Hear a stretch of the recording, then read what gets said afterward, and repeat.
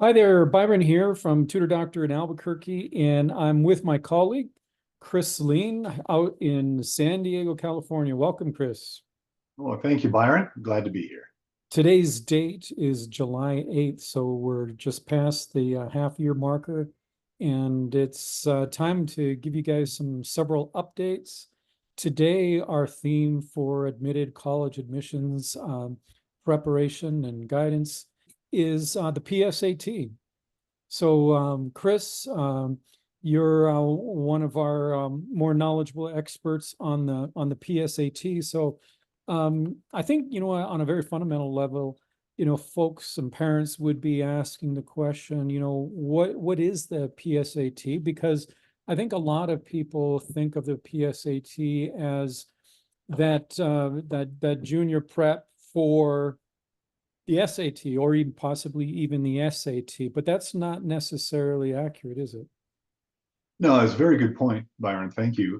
Yeah, other than the three letters SAT, which, by the way, the words Saturday and satisfaction also share, that's about as much as there is. They're both administered by the College Board, and their website, collegeboard.org. You can go there, you can download free practice tests. There's a whole wealth of information that's there. But the PSAT is a completely different exam from the SAT. The PSAT is typically used for the early high school student to assess and gauge their readiness toward embarking on an SAT preparation program. But what it's mainly used for is to determine in sort of a longitudinal manner where this particular grouping of 11th grade students is on any given school year. Historically, it had been administered in sort of the middle Wednesday of October in schools. And it's a way that, number one, schools can measure themselves. And students can be measured in the context of the school that they attend and performance metrics there. Secondly, it's part of what's called the NMSQT, Scholarship National Merit Qualification Scholarship Test. And if you score very high, typically in the 1 percentile, then you can move on to some regional and some semifinals and finals to receive some very nice scholarships. We in the San Diego office have had 3 or 4 students through the years that have won scholarships through NMSQT, and they're very nice financial awards. Mm-hmm. So it's something that they're going to take in their junior year.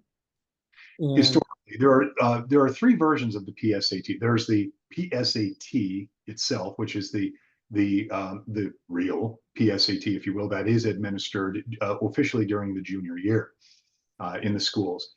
There's sort of a precursor to that called the PSAT 10, which obviously is given to students in the 10th grade as sort of a warm-up act for the PSAT. And then there's another one that was introduced several years ago called the PSAT 8/9, again, given to students that are sort of concluding the 8th grade and the 9th grade. Each of them is sort of a down-tuned version of the succession test. So, for instance, the PSAT 10 will exclude some of the questions and content that you would normally find on the PSAT. Similarly, the PSAT 8/9 would exclude some of the material on both the PSAT 10 and the others. The idea is to try to make them sort of grade level appropriate, subject matter expertise level appropriate, so that a test that is too stringent will not become a frustration for a student and then cause all sorts of ripple effects down the line. I think a lot of parents, I mean, preparing for the PSAT will be helpful in preparing for the PSAT. I mean, sorry, the SAT.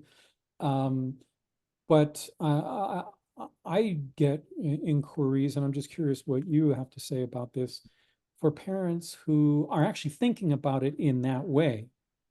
And they said, well, let's just prepare for the PSAT for a few weeks, and then let's just prepare for the SAT, continue afterwards with the SAT. What are your thoughts on that?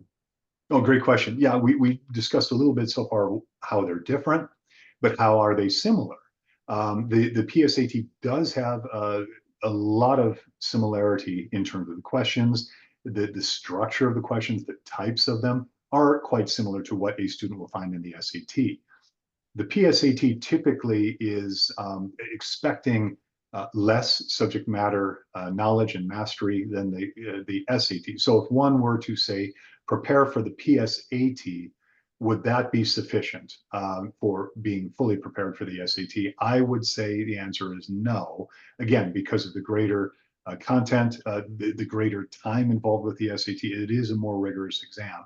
So it is sort of a stepping stone, if you will, and it can give a precursor. If a student does relatively poorly on the PSAT, that can be an early indicator that there's both subject matter expertise that needs to be strengthened, as well as perhaps some test taking skills and some pacing and timing that they're not learning well enough in the academic environment. So we recommend that they are separate test preparation programs.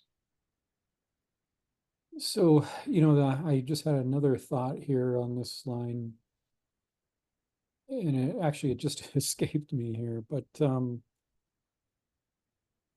Well, well, that's the way a lot of SAT test takers feel as well, Byron. I yeah, knew the answer. It was in my yeah. pencil. I knew it. I knew it. Well, now these days I can say it's in the fingertips because it's administered digitally. And while we're joking around, that is another good point. Is last October, so October of 2023 was the first time the PSAT was administered digitally, and by all accounts, it was quite successful.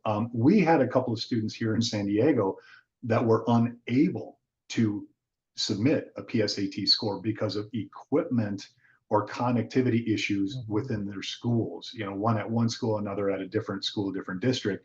So, and there was a bit of that nationwide, but the statistics showed it was far less than what a lot of people had expected. So, though unfortunate for those individuals, the good news is by and large, it wasn't as difficult. And the same has applied with the SAT as well, just so that the tests are less likely to be gamed as the old paper tests were, when there were test prep mills that were out there obtaining illegally the answers and giving them to their students for a pretty penny. Well, you recovered for me nicely, because that was actually my question about the PSAT digital version. So good job on that. So when are they typically taking the PSAT? What times Well, of the regular PSAT, or really the one that matters for the NMSQT, again, is typically the middle portion of October year? of the junior year of high school. Yeah. Any earlier grade than that, it just doesn't count toward the scholarship that I'm aware of. Mhm. It's again the junior year. Right. Well, okay. Well, Chris, it's been really good to have you with us today. And, we're going to be doing some more of these segments. So, folks, we want to keep you up to date. Check our site, our YouTube channel regularly for college admissions. And we'll have some more updates for you on several other interesting topics. If you need to get a hold of us, you can reach our offices locally in San Diego or Albuquerque, or our 800 number is 488-8677. Thanks so much, and we'll see you next time.